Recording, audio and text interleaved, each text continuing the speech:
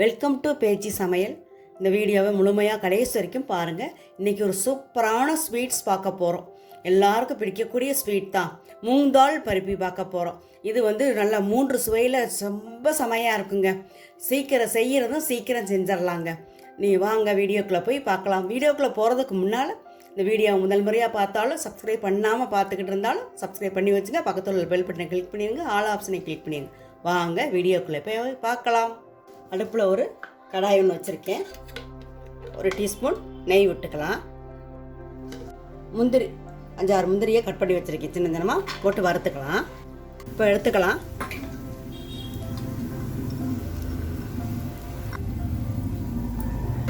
அரை கப் கடலை மாவு இந்த நெய்யிலே போட்டு நல்லா வறுத்துக்கலாம். கொஞ்சம் நல்லா கலர் மாற வரையும் நல்லா வறுத்துக்கலாம்.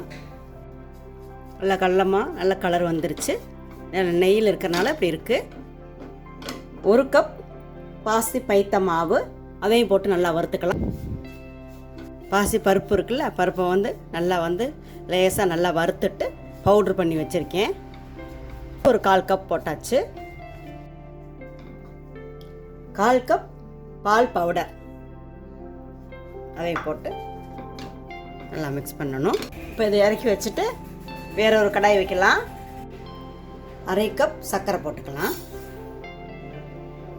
தண்ணி ஊற்றிக்கலாம். 1/2 கப் மொத்தம் 1 கப் தண்ணி ஊற்றிருக்கோம். பாருங்கள், சர்க்கரை நல்லா கரைஞ்சி நல்லா கொதிக்குது பாருங்கள். ஒரு கம்பி பதம் வந்துருச்சு.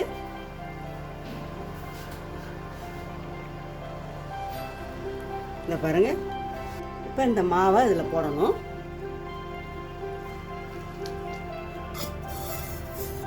போட்டு நல்லா கட்டி இல்லாமல் நல்லா கிளறணும். கட்டையில் இல்லை பாருங்கள். கொஞ்சம் நெய் விட்டுக்கலாம்.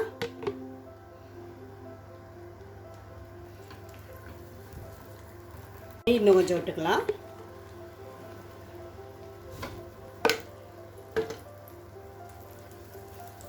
இன்னும் கொஞ்சம் நெய் விட்டுக்கலாம்.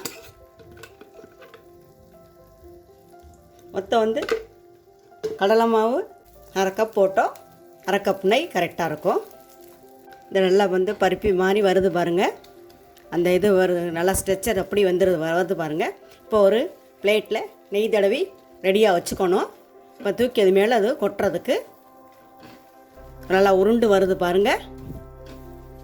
இப்போ அடுப்பை ஆஃப் பண்ணிடலாம். இப்போ நெய் தடவை பிளேட்டில் கொட்டிடலாம். அப்படி நல்லா தேய்ச்சி விட்டுறலாம்.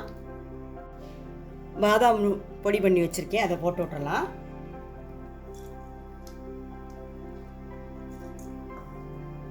முந்திரி கட் பண்ணி வறுத்தமில்ல, அதையும் போட்டு விட்டுறலாம்.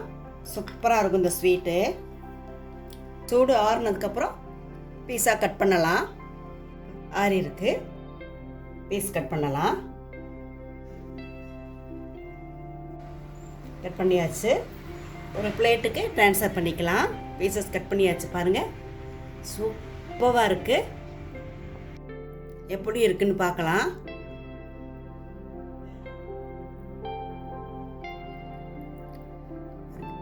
எவ்வளோ நல்லா இருக்குது. சாப்பிட்டு பார்த்தேன்.